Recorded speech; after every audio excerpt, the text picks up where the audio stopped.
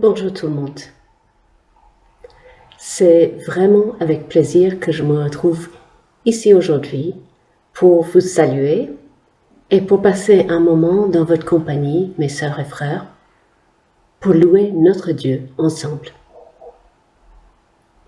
À fur et à mesure que les semaines passent, je prends de plus en plus conscience de ce que l'Église représente pour moi. Notre Père qui nous a créés et qui sait ce qui est bon pour nous.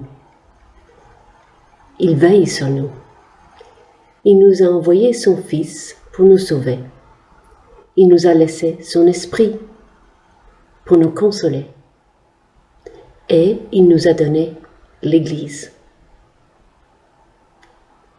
Nous ne pouvons pas nous réunir dans un bâtiment qu'on appelle Église aujourd'hui. Mais qu'est-ce qu'il est bon de se retrouver, même si nous devons nous habituer à la faire d'une manière très différente en ces temps. Soyons reconnaissants de toutes les possibilités qui sont les nôtres. Et comme dit Romains 12,5, de même, alors que nous sommes nombreux, nous formons ensemble un seul corps par notre union avec Christ. Et nous sommes tous, et chacun pour sa part, membres les uns des autres. Aujourd'hui, c'est par l'Esprit que nous sommes unis. Et en ce temps, quand nous gardons nos distances, je pense au psaume 133. Cantique de David. Oh, qu'il est bon, qu'il est agréable pour des frères de se trouver ensemble. C'est comme l'huile parfumée, répandue sur la tête, qui descend sur la barbe d'Aaron, et coule jusqu'au bord de ses habits. C'est comme la rosée qui descend de l'Hermon sur le mont de Sion. C'est là que l'Éternel accorde sa bénédiction et la vie pour toujours. Avec toutes nos différences, il plaît à Dieu que nous vivions en cohésion. À ses yeux, il est bon, juste et agréable que son peuple vive dans l'unité et dans la communion fraternelle. Et cette unité est décrite comme une huile précieuse et comme la rosée du matin. Cette huile précieuse, très parfumée, dans ce psaume est réservée pour une occasion spéciale, l'onction du grand prêtre. L'onction, c'est un acte de consécration pour mettre quelque chose ou quelqu'un à part, pour un usage très spécial. Et cette huile a coulé généreusement. Mais nous aussi, nous avons été loin, dans l'esprit, pour être mis à part en tant que corps de Christ. De même, c'est la rosée du ciel qui rafraîchit la terre aride. Cela revigore et fait du bien. L'Hermon est une haute montagne où les nuits sont fraîches et la rosée abondante. Sion est plus petite et plus aride. Et dans cette métaphore, nous pouvons nous voir comme une terre sèche et aride. L'unité chrétienne est un don de Dieu, une bénédiction qui est plaisant et rafraîchissant, comme une rosée matinale. Plaisant et rafraîchissant pour Dieu et pour nous. Louons maintenant celui qui nous attire à lui, celui qui nous a trouvés si précieux qu'il a choisi de quitter les cieux.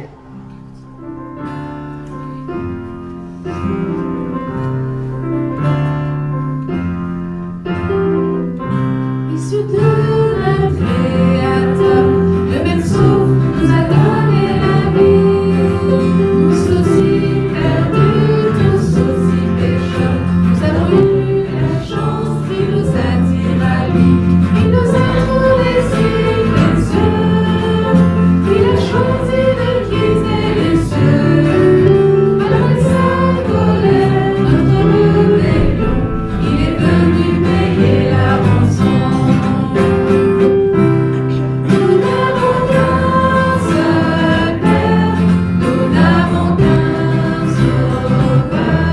qui pour nous s'est offert quand nous étions indignés pécheurs.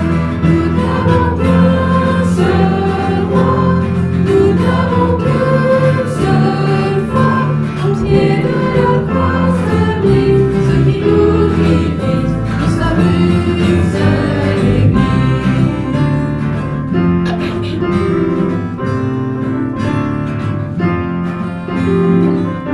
Les élus de tous les ans, avec les anges et nous ici présents, passons l'éternité ensemble à l'adorer.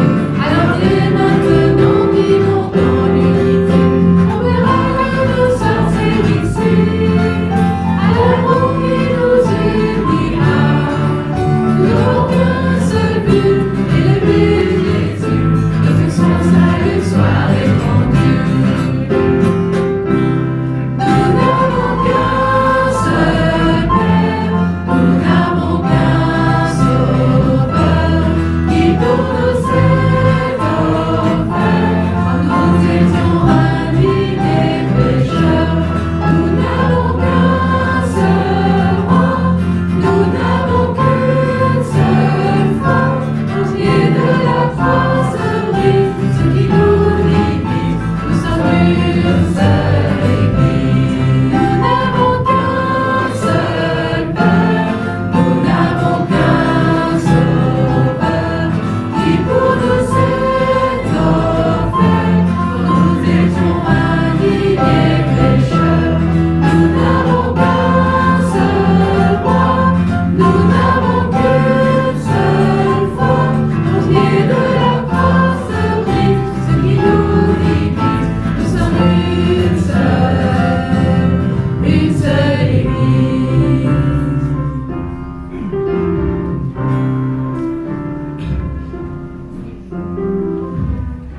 Oui, que le Père fasse tomber les barrières, afin que son amour nous unisse pour élever Jésus ensemble.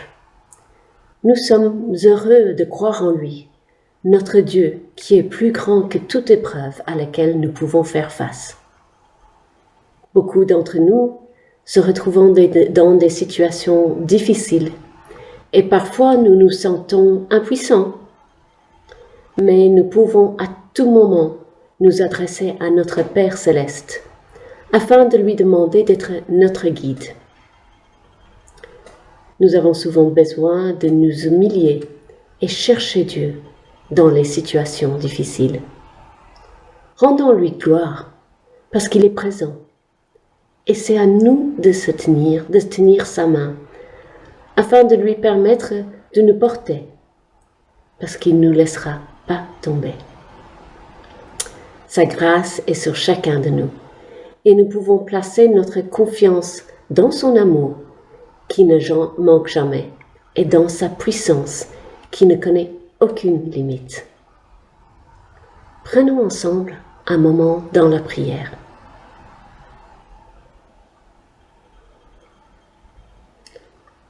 Seigneur, aide-nous à vivre avec toi dans une vie de prière. Attire-nous par ton esprit pour que nos pensées ne soient ni vagabonds, ni angoissées. Oui, viens à notre secours. Nous te célébrons, Jésus. Nous nous réjouissons de ton obéissance. Et nous remercions Dieu le Père pour cette grâce incroyable qui est le pardon de nos péchés. Saint-Esprit, viens remplir nos cœurs de foi. Remplis-nous de la foi qui considère toutes choses possibles avec Dieu. Puissions-nous devenir persistants dans la prière, jusqu'à ce que Christ soit le centre de toutes nos espérances et de nos aspirations. Au nom de Jésus. Amen.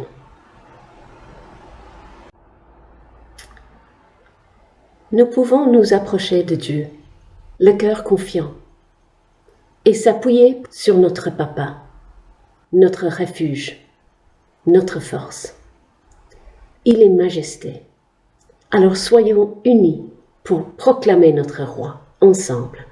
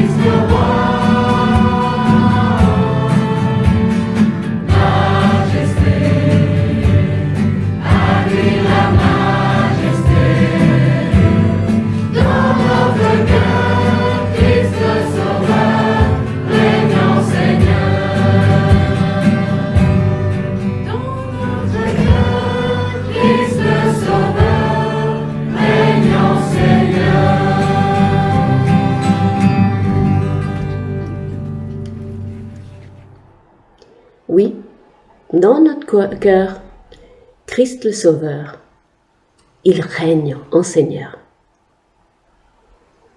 Et en ces temps, nous entendons beaucoup parler de toutes sortes de méditations, mais nous pouvons prier afin que nos cœurs méditent la profondeur de l'amour de Dieu pour nous. Nous pouvons nous réjouir des promesses de l'Éternel et avoir l'assurance que notre force vient du Père. Quelles que soient nos difficultés, nous pouvons nous reposer pleinement dans la grâce du Seigneur, dans la promesse de la protection de Dieu et dans sa présence dans nos vies. Même dans nos moments de crainte ou dans nos pensées les plus sombres, nous pouvons nous tourner vers notre Père et nous appuyer sur lui. C'est lui seul qui est notre réconfort et j'aime sa présence.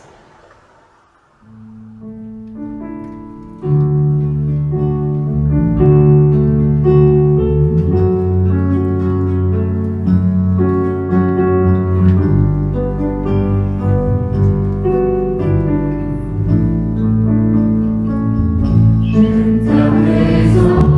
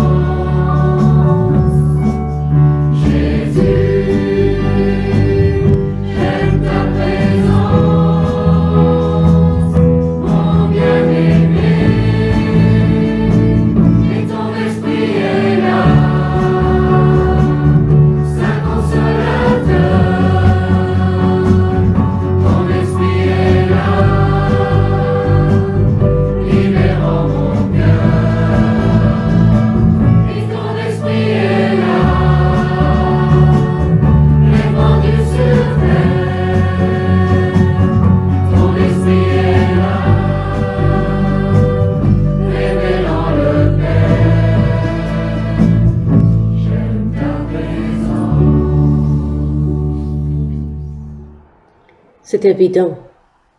Certains d'entre nous vivons cette situation avec beaucoup de difficultés.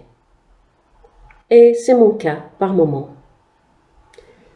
Donc, il est bon de nous rappeler que nous pouvons mettre notre confiance dans l'Esprit Saint et demander du repos pour nos cœurs.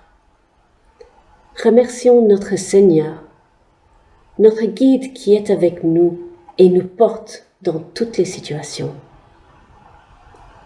Bénissons Dieu et rapprochons-nous de lui pour compter pleinement sur lui, afin que sa présence soit magnifiée dans nos vies. Notre Seigneur est tout-puissant et nous pouvons crier à lui et lui demander de veiller sur nous-mêmes et sur ceux que nous aimons. Acclamons Dieu, la source de notre force, mais également la source de notre paix.